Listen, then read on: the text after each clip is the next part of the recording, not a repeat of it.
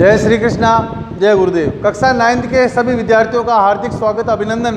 बजरंग लाल जी की क्लास में हम बात करें सामाजिक विज्ञान के राजनीतिक विषय के अंदर।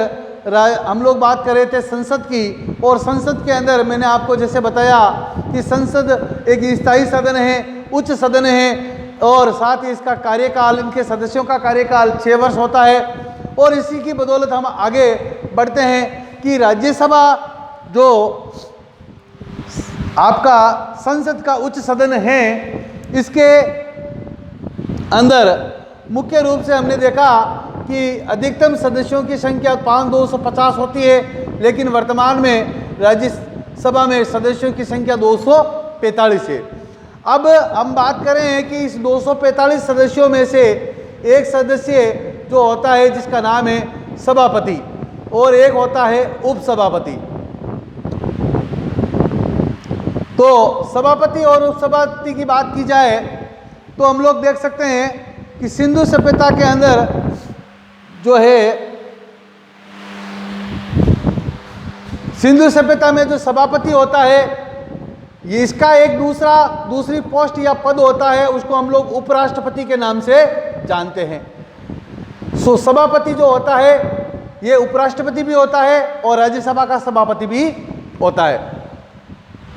तो हम लोग देख सकते हैं कि राज्यसभा के समस्त सदस्यों में से ही एक व्यक्ति को सभापति चुना जाता है, जो उपराष्ट्रपति की भूमिका भी निभाता है। और वर्तमान में हमारे सभापति जो हैं, जिनका नाम है वेंकैया नायडू, और इस प्रकार से इन्हीं में से एक व्यक्ति और चुना जाता है जो सभापति की अनुपस्थिति में उपसभापति की भूमिका निभाता है, और उस व्यक्ति होता है, उसको हम लोग कहते हैं उपसभापति। और अभी हमारे उपसभापति है हरिवंश नारायण सिंह। तो दो चीज़ें हमने देखी कि राज्यसभा के अंदर एक सभापति और एक उपसभापति होता है। उपसभापति को उपराष्ट्रपति भी कहा जाता है, लेकिन जब वह व्यक्ति उपराष्ट्रपति की भूमिका निभाता है तब वह राज्यसभा का सदस्य नहीं होता है। लेकिन राष्ट्रपति की अनुपस्थिति में सभापति राष्ट्रपति की जो भूमिका निभाता है उसको हम लोग उपराष्ट्रपति के नाम से जानते हैं। और इसके बाद में हम लोग देखें कि राज्यसभा की शक्तियों की बात की जाए, राज्यसभा की शक्तियां, तो शक्तियों के अंदर सबसे पहली शक्ति आती है विधायी शक्ति। और विधायी शक्ति के अंदर बात करते हैं हम लोग कानून की, कि लोकसभा और राज्यसभा दोनों मिलकर के भारत के अंदर कानून का निर्माण करती है। तो राज्यसभा का भी ये दायित्व कर्तव्य होता है कि वो भी कानून निर्माण में बहुत बड़ी भूमिका निभाती है। दूसरी बात करें हम लोग राज्यसभा के आपके बजट शक्ति, या इसको हम लोग कह सकते हैं आर्थिक शक्ति। राज्यसभा की आर्थिक शक्ति के अंदर हम लोग बात करें तो राज्यसभा के पास में जो बजट की जो शक्ति होती है वो लोकसभा से थोड़ी सी कम होती है। कि अगर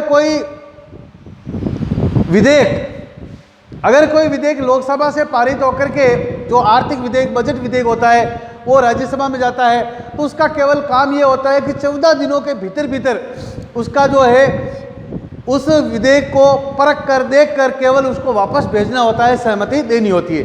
अगर वो 14 दिनों के भीतर राज्यसभा इस विधेयक को पारित नहीं करता तो लोकसभा उस विधेयक को पारित समझ लेती है। तो लोकसभा की अपेक्षा राज्यसभा जो है वो आर्थिक शक्ति के रूप में थोड़ी सी कमजोर मानी जाती है। आगे बात करें राज्यसभा की विशिष्ट शक्तियों की, तो राज्यसभा के पास में मुख्य रूप से 2 विशिष्ट शक्तियां होती है। तो पहली शक्ति की बात करें तो अनुच्छेद 249 भारतीय संविधान की धारा 249 के तहत अगर कोई विषय राज्य सूची का है, और राज्यसभा के पास में यह शक्ति है कि इसे 2/3 बहुमत से राष्ट्रीय महत्व का घोषित कर सकती है। पहली शक्ति राज्यसभा की विशिष्ट शक्तियों में पहली शक्ति है कि भारतीय संविधान की धारा 249 के तहत राज्यसभा जो है राज्य सूची के किसी विषय को राष्ट्रीय महत्व का घोषित कर सकती है। दूसरी शक्ति की बात करें, भारतीय संविधान की धारा 2 312 अनुच्छेद 312 के तहत जो है राज्यसभा को ये शक्ति प्राप्त है कि अगर भारत के अंदर किसी प्रकार की अखिल भारतीय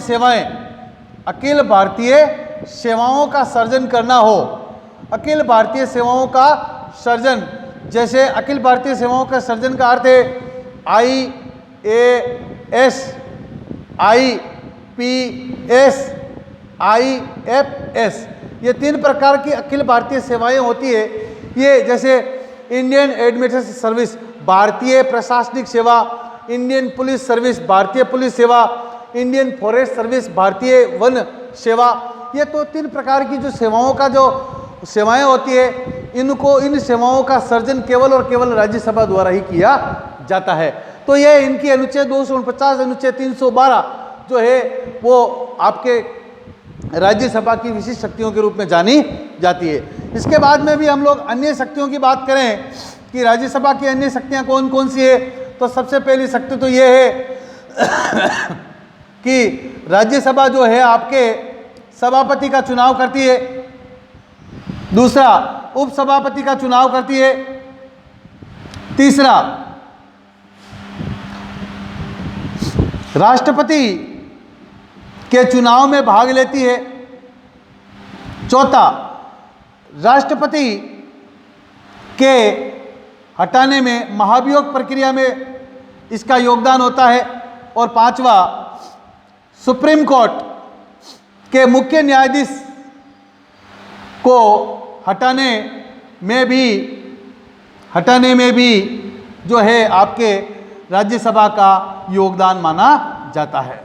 तो इस प्रकार से हम लोग कह सकते हैं कि अन्य शक्तियों के अंदर राज्यसभा जो है सभापति का चुनाव करती है, उपसभापति का चुनाव करती है, राष्ट्रपति के चुनाव प्रक्रिया में भाग लेती है, और राष्ट्रपति की महाभियोग प्रक्रिया यानी कि हटाने की प्रक्रिया में भी ये भाग लेती है, और सुप्रीम कोर्ट के मुख्य न्यायाधीश को हटाने में भी राज्यसभा की महत्वपूर्ण भूमिका मानी जाती है। तो आज हम लोगों ने राज्यसभा के बारे में पढ़ा कि राज्यसभा एक उच्च सदन है, द्वितीय सदन है, स्थायी सदन है। इसका कार्यकाल, प्रत्येक व्यक्ति का कार्यकाल जो होता है वो 6 वर्ष होता है, और कल जैसे मैंने आपको बताया था कि प्रत्येक सदस्य का जो कार्यकाल 6 वर्ष का होता है कि 1/3 सदस्य जो होते हैं प्रति 2 वर्ष बाद, मैंने आपको कल 2 वर्ष बता दिया होगा, 2/3 बता दिया होगा, तो ये राइट 1/3 है।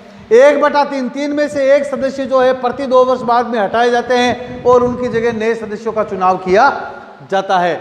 इसके बाद में हमने पढ़ा कि राज्यसभा के सदस्यों की उम्र जो है वो 30 वर्ष होनी चाहिए, तभी वो राज्यसभा का सदस्य बन सकता है। भारत का नागरिक होना चाहिए, आवारा पागल दिवालिया नहीं होना चाहिए, और साथ ही वो किसी प्रकार से मुकदमे में फंसा हुआ व्यक्ति नहीं होना चाहिए। और इसके बाद में हमने देखा कि राज्यसभा के सदस्यों की संख्या अधिकतम 250 है और वर्तमान में 245 है, और 245 में से भी 12 सदस्य जो है राष्ट्रपति द्वारा मनोनीत किए जाते हैं, और 233 सदस्य जो है राज्यों द्वारा समानुपातिक प्रतिनिधित्व प्रणाली के माध्यम से चुने जाते हैं। इसके बाद में हमने देखा कि राज्यसभा के अंदर एक सभापति होता है, एक उपसभापति होता है, ये इन्हीं सदस्यों में से चुने जाते हैं। लेकिन जब राज्यसभा का सभापति उपराष्ट्रपति की भूमिका निभाता है तब वह राज्यसभा का सदस्य नहीं होता है। इसके बाद में हमने शक्तियों में देखा कि विधायी शक्ति के अंदर कानून निर्माण प्रक्रिया में राज्यसभा का महत्वपूर्ण योगदान होता है।